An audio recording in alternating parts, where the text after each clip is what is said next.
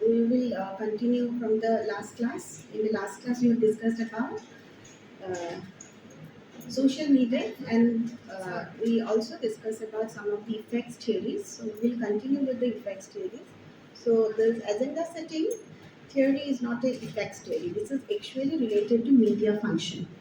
Okay. Apart from it, when you talk about the selective exposure theory and cognitive dissonance, cognitive perception, part of selective exposure, and also we talk about cultivation theory, which will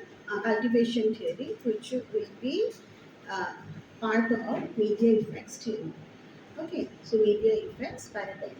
So we will continue from the last class maybe, and then we will move to the assignment which I have told you to do. And based on that, we will discuss two theories. And these two theories, agenda setting and cultivation theory, are very important because you see the function of agenda setting in new media world have been changed. Perhaps we can start with the agenda setting function because it will be easier for you also to understand, and it is quite relatable for a journalist as well as a media person because you also know how agendas are being set, right? But in new media world, we don't think the way mass media has contributed to shape the agenda uh, has a kind of similarity effects. So, in the sense that in new media world, whatever we have perceived in mass media has completely altered. So, new media has provided an altered perspective. If we compare the exposure of the effects of the new media with mass media. Now you see, when you talk about the agenda setting, basically it also permeated from the gatekeeping theory. All of you know about the gatekeeping theory. So gatekeeping theory actually came during 1940s, 47, 50s. Usually it came. So we had that Kurt Lewin. Kurt Lewin is the proponent of the gatekeeping theory, and he first used the term gatekeeping while he analyzed the behavior of a wife in a household, the way she behave in terms of cooking, in terms of keeping the dishes in the table. So she usually filter out what kind of dishes will go to table and what will be consumed by the family members. The role of wife has motivated him to think about a gates, role of gates. So there are certain people in one organization who act like a gate. They act like a gate and they will filter the content, they will filter the object subject for the well-being of that institution, well-being of the inhabitants of that institution. So that is the basic concept which we usually find in gatekeeping. So there were gates, gate will filter, and those gates will filter the information which is redundant, which is not useful for us, and which is not relevant, and accordingly, it will help us to save the perception. So you see why I have chosen these very theories. All theories are related to certain extent. These theories are related, and it has also an altered role in new media world, new media platform. It has an altered role. So we can't say that now we have gatekeepers. So in mass media, we usually have editors. Editors are the gatekeepers. They usually save the public consciousness, right? So when we talk about the information source, at time you see that newspaper and televisions, they used to be the main source of information when there was scarcity of information because we tend to rely on those news sources, right? And news sources tend to be the gates for us. News sources tend to be the gates as well as news sources in the sense here we talk about this newspaper and television tend to be the gates for us at the same time work as a gates because it will provide us the information that is required. Now I'm not talking about the editor here. Okay. Now you see when we talk about new media as a whole, there are too many outlets available, right? There are too many media outlets, and the number of consumer for one media outlet has been decreased. Right. So earlier, what happened as there are less number of news sources like newspapers and media houses. So we tend to rely on a few sources, and they also tend to have a news value which usually operate across all the news houses, because there are less number of news channels, less number of news outlets, and then they tend to rely on the similar kind of news values. They operate on a similar kind of news values. Okay, and that's how, based on that values, they will filter the stories. So they will filter the stories. Here we usually talk about the editors, right? So gatekeepers are editors for us. But there are also other factors which will help us to understand the gatekeeping. Okay, so gatekeeping is there set at the individual level, gatekeeping is there set at media routine level, gatekeeping is there set at organizational level, gatekeeping is also there at extra-media level, and at, you see, ideological level. So here I am talking not only about the editor who are the gatekeepers. So definitely, perhaps in an institution, suppose here HOD is the gatekeeper, because he will also communicate about the well-being, about good, bad, whatever whatever is happening, making the story relevant to the people. So he becomes the gatekeeper.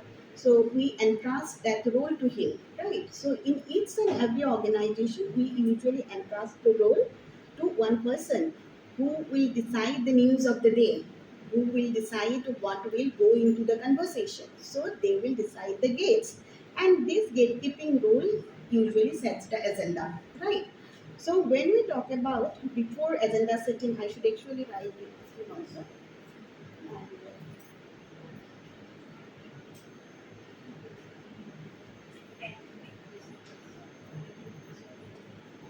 So um, here you usually see that at individual level, the journalist's perception, his age, his interest, his level of political knowledge, his lenient towards or affiliation towards a particular issue which he is covering, his interest towards a particular issue will always impact upon deciding the story. So gatekeeping is about how we are. Gatekeeping is about how to make a story relevant. It is about filtering some of the information uh, from abundance of information and make it relevant to the public. You actually see that there are abundance of information. In abundance of information, what you are trying to do, you will try to find out few relevant information, filter out, and make it to public, so that they could develop a kind of consciousness out of it. Okay, so many information you have received.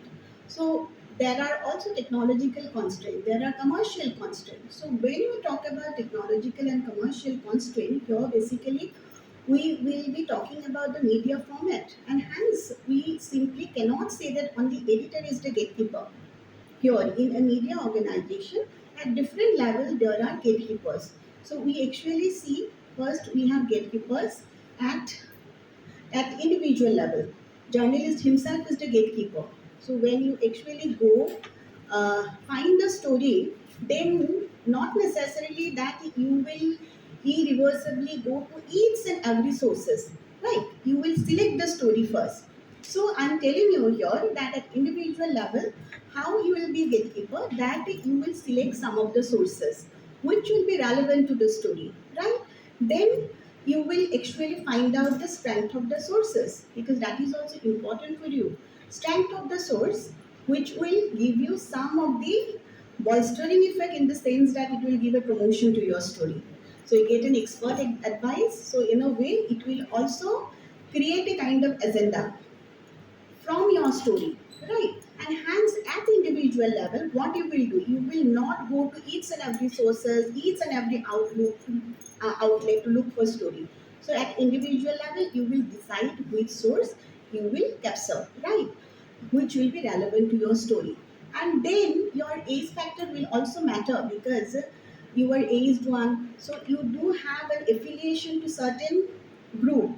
perhaps you belong to 40 to 50, so your group affiliation will also matter, because you tend to do stories from that point of subjectivity, right? So that is gatekeeping at individual level. I'm not talking about editorial. At individual level, journalists are also the gatekeepers, because they also select information, they select sources, and at times they decide which will be given importance. Okay, that is priorities. So hence you rank the order of information at your end. So at individual level, apart from editor, we can say that we rank information, we can rank symbol, we can rank sources to make a story, and we act as a gatekeeper. Right.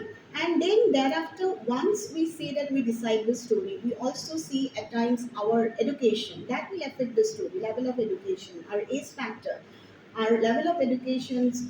If a person highly educated, so we'll try to look into different perspective and aspect of the issues, because it could be relatable even to a similar kind of group which have similar kind of interest, because looking for a broader perspective.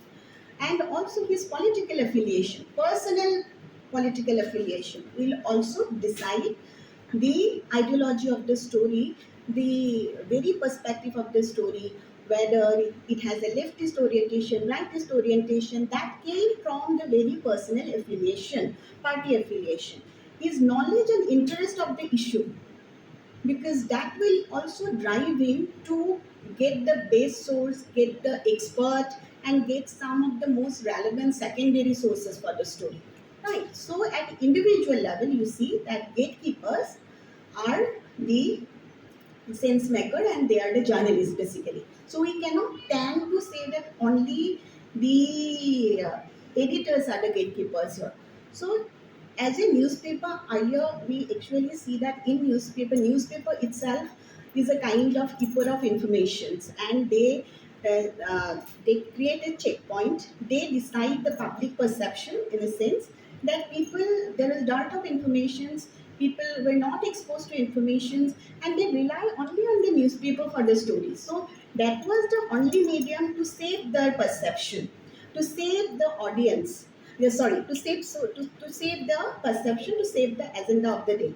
Okay, so here when you talk about the news outlet as such, so here apart from those editors, so we see that there are gates at every level. Okay, so here in gatekeeping theory, so we will be discussing about those levels which will help you to understand the role of agenda setting and how it has altered in new media world. Okay.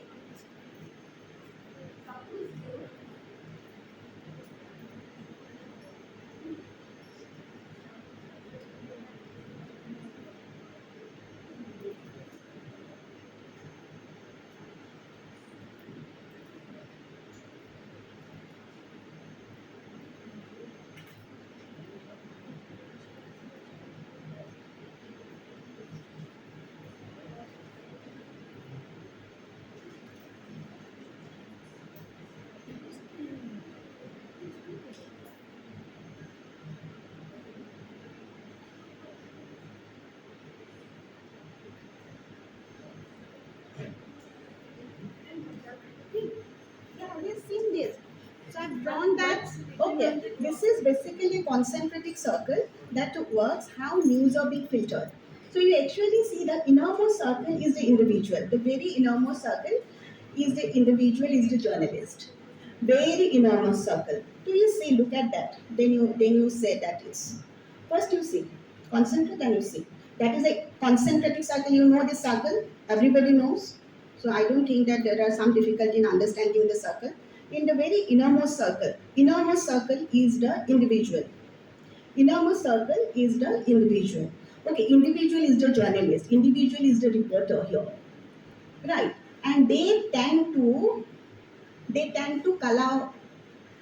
culling out, they're pulling out the sources. They tend to go and reach the sources. Okay, and they also pour on their subjectivity. Okay, here when you talk about the innermost concentric circle, here you see that journalist itself is the gatekeeper, because he also put in his subjectivity in terms of selecting the stories, in terms of reaching the sources, in terms of even deciding what kind of comments will go. He has got lot many comments, but you see there is always a space constraint in mainstream media and even in news media also. In new media platform for any portal, you cannot even publish each and every comments or remarks that you have received from a source, right? So you need to filter those comments to an extent. So you cannot simply say that this many comments I have received, this many bytes I have received, and I'll make it your and on your or I'll make it published all together. So it is not possible. So you are supposed to filter out some of the comments. So at that point, you will exercise your subjectivity. So innermost circle is the individual level, that is at the very basic level of the personal factor of the journalist. That means the personality of the journalist, which will affect their personality, his ideology, his knowledge, his interest. Okay, and then we will move to the second layer. In the very second layer, what is important is the media routine level. So in the very first level, we have the interest, ideology, and the personal factor of the journalist is age. When we talk about the age, so definitely few age group will look for some kind of information. Like women will look for some kind of information, male will look for some kind of information. It is there. There are also gender differences looking for information. And young one will look for another information, and old one will look for another information. Journalists, which will be from one age bracket, will definitely follow the age bracket. So he will love to follow that the interest of the people falling in that particular age bracket. So that will also comprise the personal factor of at individual level, the innermost circle. Okay, and then we also have the outermost, just after this innermost circle, we have media routine level. At media routine level, it is about the production factor. How stories are being made. How stories are being made. So first, you usually select the sources. While selecting the sources, you also need to know the strength of the sources. That will count at the very first level. In the second level, what you will do, you will decide the story format. Whether it will be hard news, it will be soft news, it will be, you say, a feature story, or it will be a column. So you'll decide the story format. Okay. And what you will do, you will also decide the angle of the story. Okay, because you see that all of you are working on the similar news values. You're working in the similar news values, because most of the time what is happening is that earlier also, if there are less number of media outlet in a town, in a city, in a state, then they tend to have a similarity in the outlook in terms of following the values, news values. So similar kind of news values will operate, and based on which they will also decide. It usually happens, and that too in the days of, you see, mass media. Earlier it was more. Okay. So at media routine level, there is also way you usually produce, and so you will decide the story angle. You will decide the space constraint. You will decide the the cost effectiveness of the story. You will decide the location constraint. Suppose you have a story and you have source also, but you see you have managed to get a telephonic conversation, but you cannot afford to go there just because of locational disadvantages, and it will be much more costly and expensive by the time other news channel will cover that story. So you will be at a, like, at a somehow a few days late to cover up the story. So media routine will affect the nature of the story at the same time, and it will also filter what kind of story will go. So here, when we talk about the gates, we simply entrust the gates to editor. Editor will decide. Definitely, editor will decide. But here, the personal factor of journalist will also come to play a role. Production factor of the media house will also come to play a role. So production factor, then journalist will decide whether the story will be hard news, soft news, based on the available sources, based on the timeline. Okay, if they have time, you see that this is going to be the issue for next couple of days, or maybe for next couple of months. So that will be a kind of soft story instead of a hard news. Then we also have that angle of the story, which is not even covered. So definitely that will be another production angle. Staff which will be required. How many staff will be required to do that story? You have decided the story, perhaps editor has decided, but at production level, staff will be required to do a story. Editor has given, or you might have pitched that idea, then you have forwarded to editor. Editor has already accepted and approved that idea. Editor will tell you to go and do the story. Now staff will be required, right? When staff will be required, so you will also decide how many staff will require, because it's a very rural place where you will go, there is no transport facilities. Perhaps you will, and also you see that that area where you are going to do the story is violence crime porn area. So it's very difficult for you to get information and get access to people. So how will you do the story in that case? So definitely you will require two or more staff, and when you will require two more staff, then definitely story will be costly and expensive, right? So that will be decided at production level. So you have done a story. Editor might also say, "I've done a story. I might not publish it because very costly." They will. Or at that level, editors say that this story will be very costlier, so I'm not going to let you, like go for this story, or you uh, uh, that you go and follow up the story, and instead you simply go do another story. So at production level, it is decided by the editor which story will be going, which issue will be going. Okay, so and that will be the decision of the, you see, media routine. Basically, media routine, this will be the decision of the editor as well as the production style and the format. That is also very important. Then at you see extra media level. In extra media level, what is in, not extra media, you have organizational level. So in organizational level, what is important? Organizational level, you see, uh,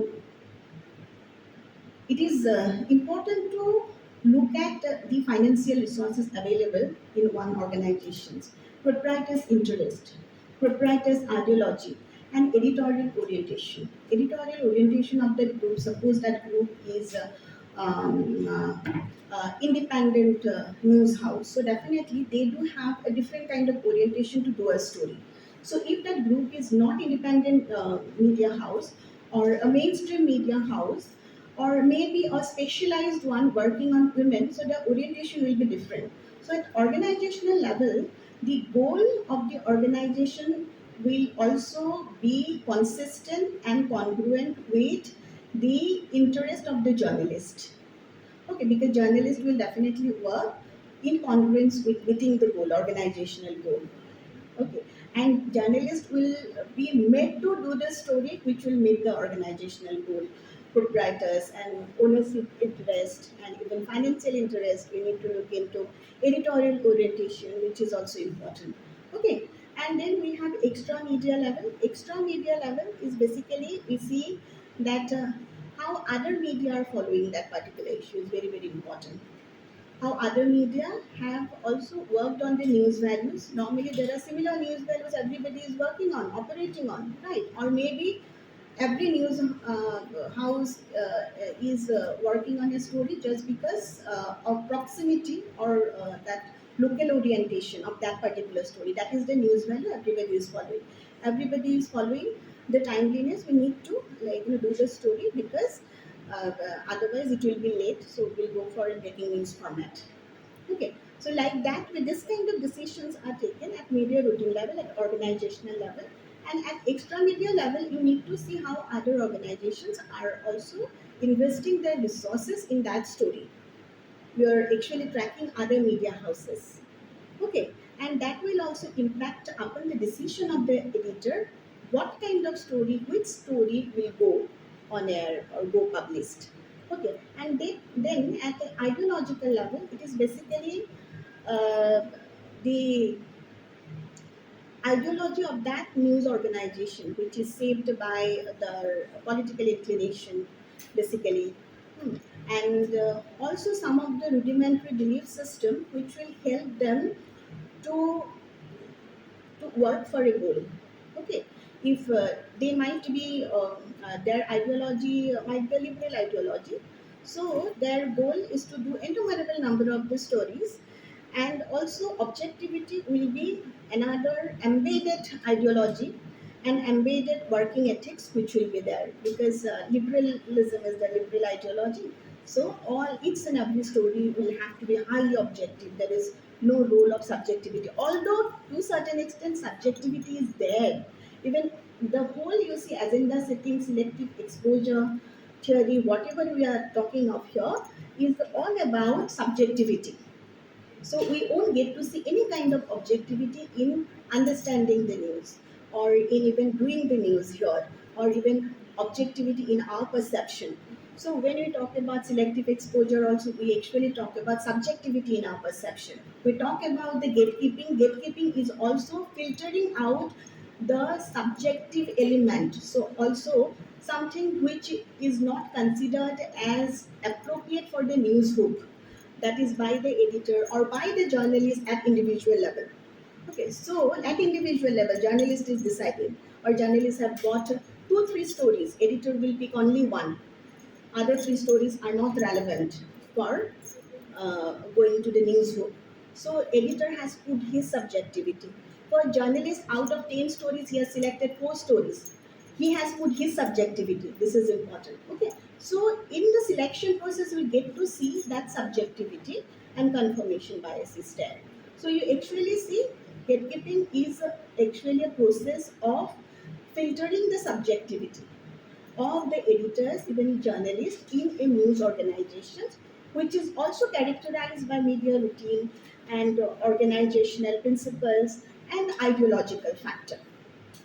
Okay, and that's how we understand the gatekeeping theory. Now you see that in new media environment, the role of media has been changed. Why I am discussing about gatekeeping theory is that now we are not talking about gatekeeper, we are talking about gate watcher.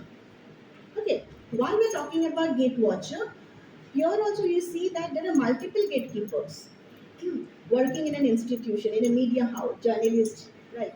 The media routine, editor, right? Then political and government is also gatekeeper at times. Government will decide that few stories are not supposed to be gone.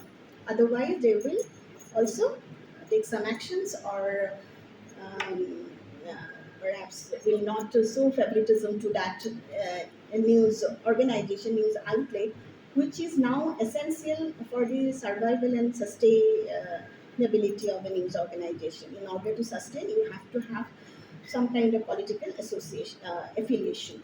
Okay, now you see that here when you talk about a gate watcher role is basically to make a story bigger. It is about make a story bigger and larger, instead of making a story shorter and shorter, narrower and narrower.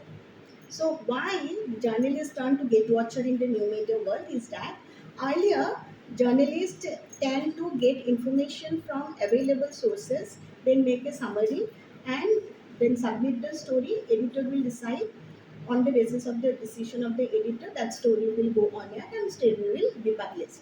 Now you see that in portal, news portal environment, new media environment, you get to see that there are so many sources available, and you usually pick the information from the sources itself, and there are less number of we call primary sources, in the sense face-to-face interactions, and there are more number of secondary sources available. So based on the secondary sources, you will what you will do, you will actually pull the information. So here the in new media, we have that information pool environment instead of information push environment. In you see, in mass media, information is pushed to the audience. Like I'm giving that information to you, you have to take it and you shape your perception. And I'm filtering some of the information for you to shape your public consciousness. But here in new media world, information will be pulled from different sources. There will be layers of link. Okay, so the final story, which we consider in mass media as a primary story, will not be considered as a primary story here in new media. It will be a keynote which will link to different other links and also the original source.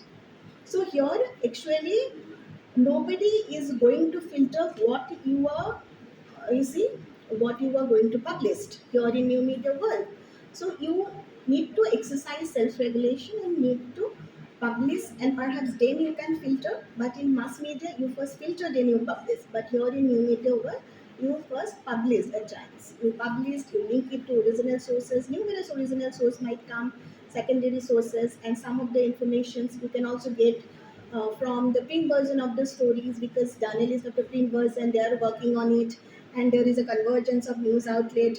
They have communicated and transferred the story to you. So now you have added a new lens to it, looking at some of the secondary information which are available, and you can add more information to it.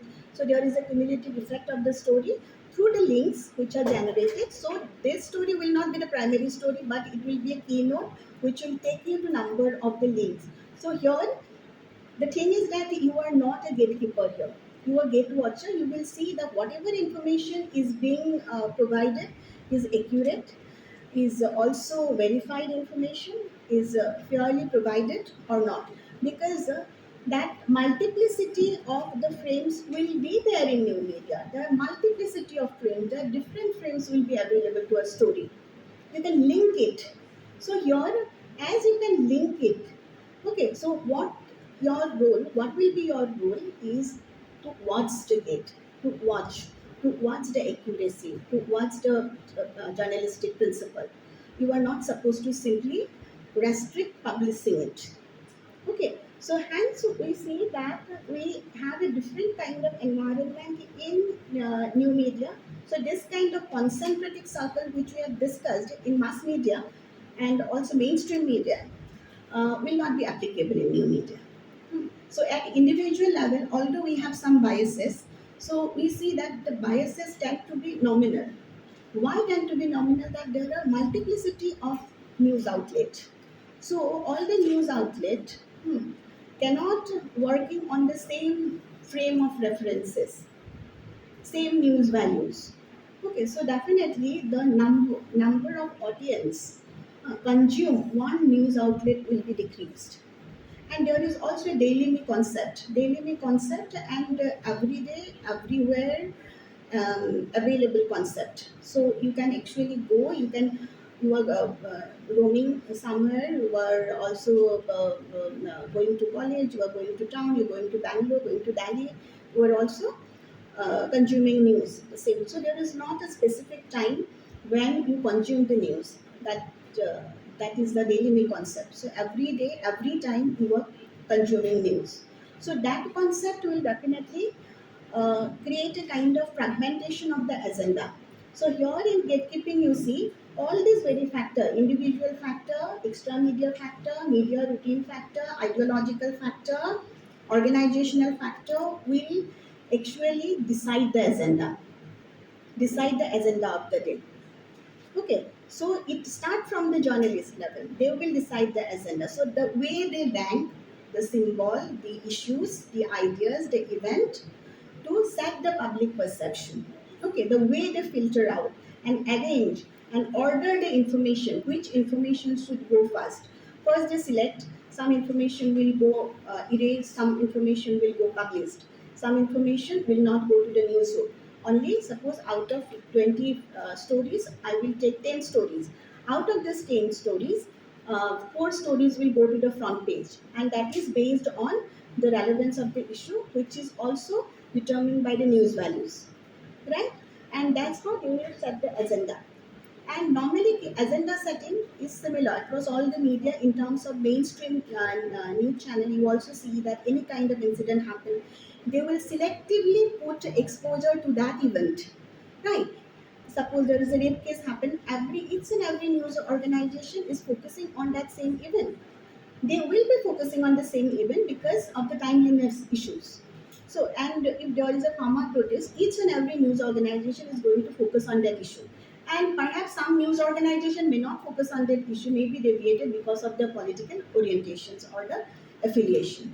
Right. So you actually see that at ideological level somehow they have filtered the story that okay we will not give the exposure to farmer protest. Okay, because we are political affiliation provide a different kind of inclination to us and telling us impose us not to publish that story and make the story on air. Now, you see that normally the agenda is set by media, and this is the way they rank the order of preference of the news. So, there are multiple stories that are important for us. You see the unemployment, then any kind of you see issues related to illiteracy, poverty, discrimination, disabilities. But media tend not to focus attention on those issues. Media will focus attention to the issues which will go according to the news values, operate according to the news values, and that news values will be similar across all the medium, right? And also on the basis of this factor there will this individual factor, that media routine level factor, and also all these factor whatever I have discussed, the personal factor, organizational factor, and also macro level factor, the political, social, somehow economic factor will also determine them to set the agenda. Now you see that's how you see agenda setting is a kind of effects theory, because whatever agenda media has set for us, we will have a similar kind of uh, reception or consciousness. If media has set the agenda, media has given coverage, less coverage to an agenda, so we will also tend to have less exposure to that particular incident. So it is about more exposure to an issue and less exposure to an issue. So it has highlighted, media has highlighted an incident for a month. So definitely it's going to be in our frame of reference, in our cognition for long, because it has already affected our emotions also. It will be going to be in our cognitions for long. Right. So it's about our mass media exposure to certain agenda and how it has shaped our, you see, our perception. So agenda setting role, many a time it is said that the vision of agenda setting role has been changed in new media. Why? That agenda setting role, agenda is basically all about ranking, ordering the available frames and uh, informations and news. But that role has been changed in the new media, because you see there are so many news outlet, diversity of news outlet, and that agenda which is set by mass media has been fragmented now. And you see, from information pool ideology, mass media set the agenda, said that okay, I have shaped your consciousness. This is the issue. I have highlighted this issue. I have selected this issue for you. Now you think about the issue. So mass media will tell us the issue that we need to think about. But in new media environment, it will not tell us the issue to think about. We will decide the issue, which issue will uh, cater our importance or cater our interest, which issue will actually uh, uh, going to comply with our interest. So that we will decide, because there are numerous outlets, numerous portals, so they do have different news.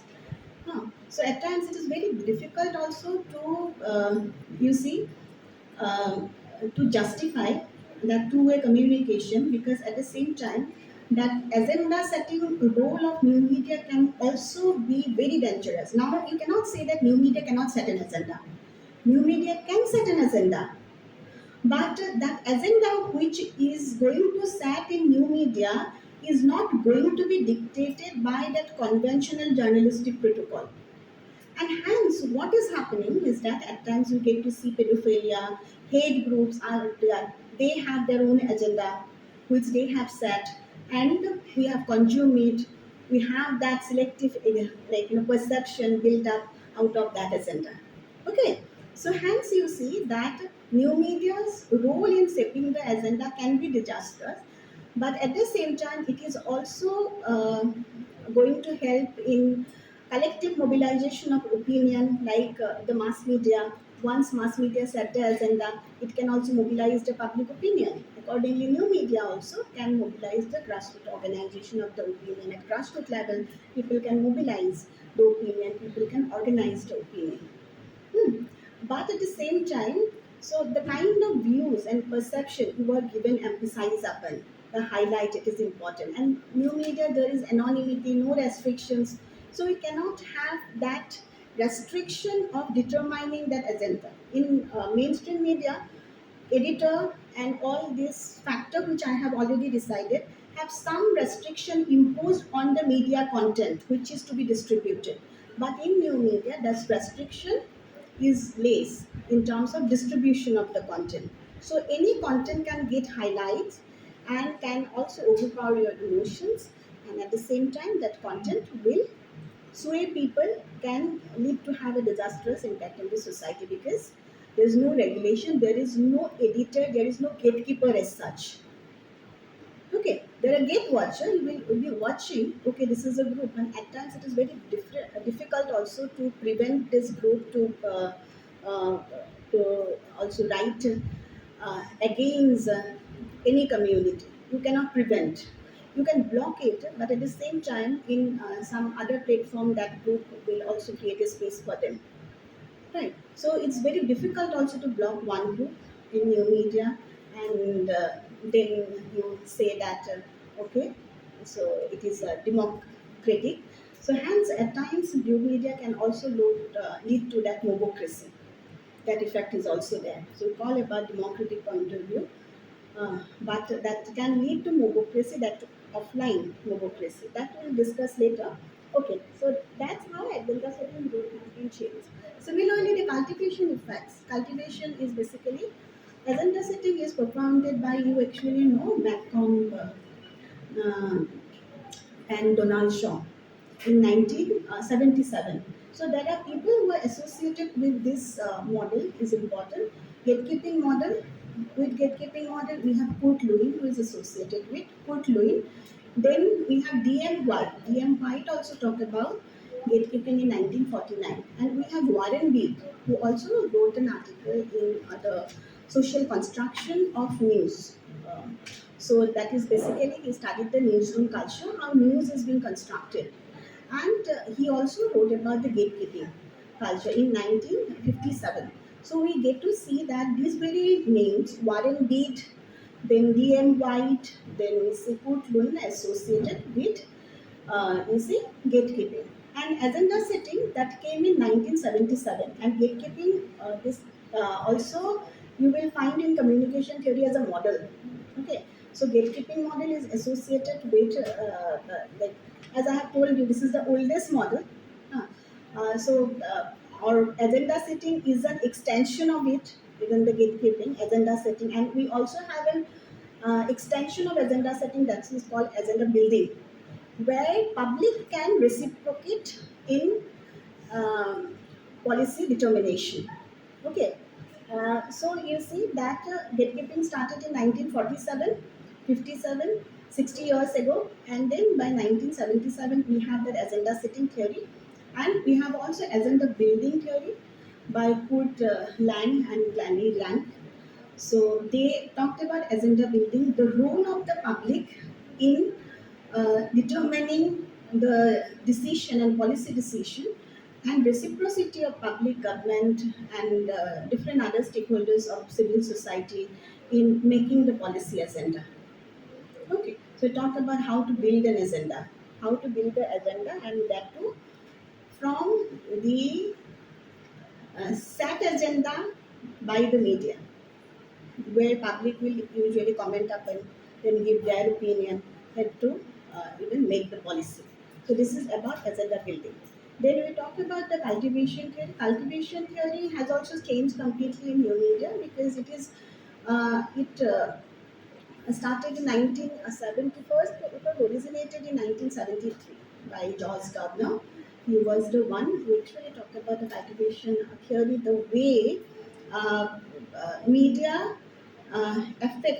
consumption affect the culture of the consumer, basically.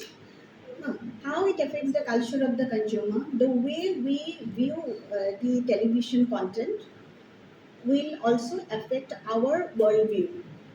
So more we consume, more it will affect our worldview. It said that more we consume television, and also you see that this is a kind of solitary viewing and heavy viewing. Heavy viewing is related to more we consume. More we consume television, more it will affect our worldviews. Huh. The way we shape reality, the way we understand reality, and also solitary viewing rather than in you say that community setting. You are lonely, you are alone, and you exposed to those frames of the media. So it will affect your perception of reality, your worldview more. So these are basically the two factors discussed by collective cultivation theory. First is the heavy viewing and solitary viewing. So always work media always works on a lowest common denominator. Lowest common denominator means suppose a content which could be consumed by all, it cannot be consumed only by one section of the people.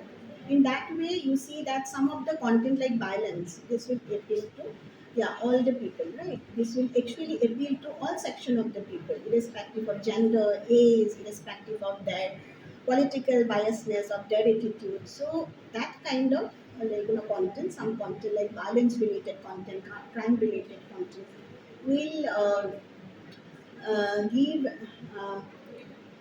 Will be interesting for all. And hence, media will always work on any kind of crime, violence. They will make content related to crime and violence. And at the same time, media help to construct the reality in front of us or our reality regarding the crime and the violence. So the more we consume violence, so we'll also have a kind of numbing effect that we cultivate it. That okay, so at times we tend not to have an opinion, or it is also related to you see that this is called the mean world syndrome. At times we more and more you consume violence, we see that the world violence is quite apparent in the world, and there is no way that we can get rid of violence, so we become very suspicious of our family members, even strangers. Then we install CCTV everywhere, so there is also trust issues which develop. So that is also another effect of the violence. This is called the mean world syndrome. Now you see that in new media world how cultivation has been shifting its vision.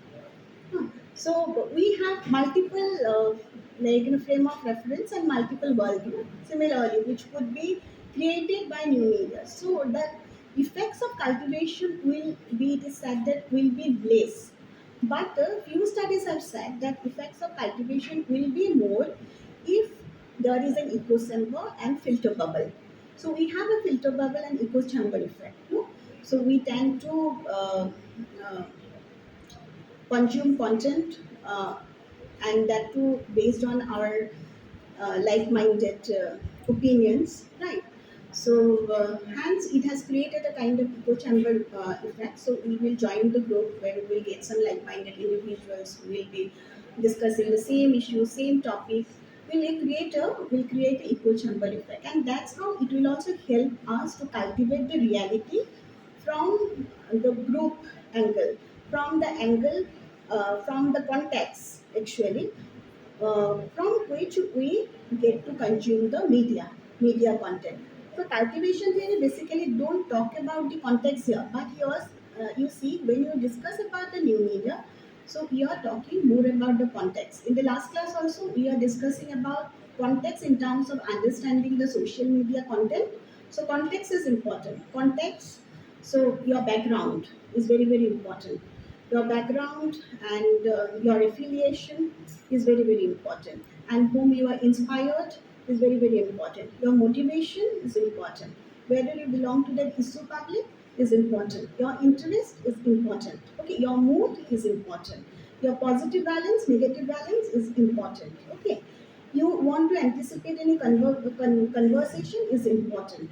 So everything works, you see, the way we cultivate the reality, and this is also go with the selective exposure. Okay, so here we see that in cultivation earlier, media has a role cultivating the worldview, and through even syndrome, which is there, mean world syndrome, that when we consume violence for long, so the way we tend to see the reality around us. So, and we always tend to have selective exposure to some content nowadays. Suppose we tend to have the exposure to content related to gender based serials. Okay, so how women's are being treated, and most of the serials now, this soap opera, have a similar kind of provided a similar kind of outlook to women, so that will also shape the reality, the worldview of us, the way we look at the content, the way we shape the reality.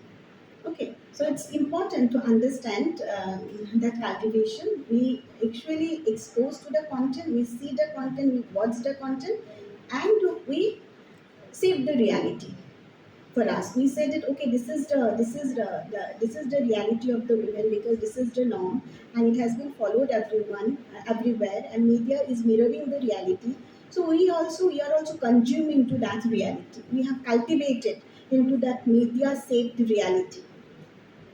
Okay, but here in new media, you see that at the same time you have this Hotstars, different kind of OTT platforms available where you can consume content. So you have Facebook, multiple number of platforms where you can talk to. You can also have anticipated conversations, and you can have other frame of reference about girl power, women empowerment.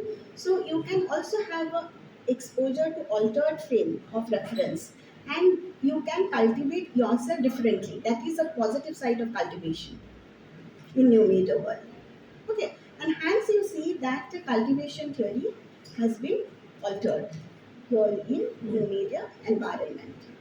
And okay, quickly I will also finish that. Selective exposure, this is important. In the last class we have discussed about meso, micro, and macro contexts, right? So in terms of our interactions and transactions in social media. So here when you talk about the selective exposure, it is basically, it is propounded by Paul Lagerfeld. We consume content based on its congruence to our attitude, behavior, values. So we consume those content in the media which will be congenial to our belief system, which will be congenial to our attitude, values. And we also try to minimize the dissonance, we call cognitive dissonance. Cognitive dissonance is basically a psychological effect that arising out of incompatibility of frame of reference, incompatibility of the content that we are exposed to, incompatibility of the messages that we are exposed to. So something which is not attached to your values. Perhaps values regarding gay people, like their values, rights of the gay people, might be a kind of cultural shock from for one generation of people, for oldies, because their attitude, their values towards gay rights is different. Okay, so you actually see that you expose to content that is congruent to your attitude, your values, and your belief system. Right. Now you see, apart from that, what is important is your interest, and there is a term called issue public. Issue public. What is that issue public? Issue public, that you tend to focus on, suppose, health related information. You tend to read health magazine. You tend to consume health related talk shows in you see radio, and also health report in the newspaper. So in that case, you also belong to or find yourself into the issue public, which will discuss on health. So it is about any issues that will create a kind of community, any issues around which a community of interest will create. Hmm. That will be a kind of issue public. Based on your interest, you can also form a community of practice to discuss that issue. So issue public. So your belongingness to issue public will also help you to have selective exposure. So definitely, as you will look for some content which you can talk with your friends, you can communicate to your friends, you can discuss with friends. So if you belong to that issue public, you will look for issues of your interest, right? So that is to public associated with selective exposure. Second is that MMT, that is mood management theory, which is important. When you talk about the mood management theory, this is basically about um, our consumption and exposure to content is also consistent with the mood that we have. So we consume certain content, we expose to certain content selectively in order to, you see, that reduce our anger, or in order to behave neutrally. Suppose in terms of gender, men and women have a different kind of attitude towards consumption, or yeah, 5 minutes, 5 minutes. Okay, 5 minutes. Huh? So man and woman have different attitude towards certain, you see, certain issue. They do have different attitudes towards consuming or selecting certain issues. Suppose you see that a man is very angry. Hmm. So when he is angry, he would also look for some content which will, you see, which will provoke his anger and also give a kind of retaliatory effect. But in case of women, this is a study done which has said in case of women, if women is angry, she will look for content which will make her withdraw, you know, so minimize the anger. So this is based on a study, so that gender will have an impact on selective exposure of the content. Hmm. When man is angry, they will go for some of the content which have a negative balance. Suppose he has negative balance, he has a very lower mood, so he will go for content which will be negatively balanced in support of his mood and provoke him more and more, but make him more aggressive. But when there is a women will actually look for content which will make her withdrawn. Huh. So, or look for a positive balance here. Even if she is angry and she is provoked, she look for content which has a positive balance. So you see, like that way, you see, mood management theory will also see that at times we exposed to content, and that is also inconsistent with our mood. And we also have information utility, another dimension. So we look for information utility, and that's why we select some information. We have a selective exposure to certain information because we see that utility of the information, credibility of that information. Okay, and then also you see that a self-activation model, that is basically, you see, most of the time you consume yourself, consume to certain frames, or you see consume certain content just because you want to activate your sense of being. Suppose an alumni of Tejpur University consume news related to Tejpur University, have a selective exposure to the news related to Tejpur University because he or she wants to activate his sense of belongingness to Tejpur University. Okay, that is a self-activation management mode. Okay, and also we consume, you see, suppose a magazine on entrepreneur content just because you want to be an entrepreneur. So self-activation related to self and self-activation management. So we also consume some, you say, content related to health magazine just because it will activate our, physical sense of being an athlete. So you, in that way, you see that there are different parameters based on which we will expose ourselves to media content. Okay, it is about why we are going to expose ourselves to media content selectively, and how we are going to expose ourselves to media content selectively. Okay, so selective media exposure is important here. Okay, so we'll be dealing more about it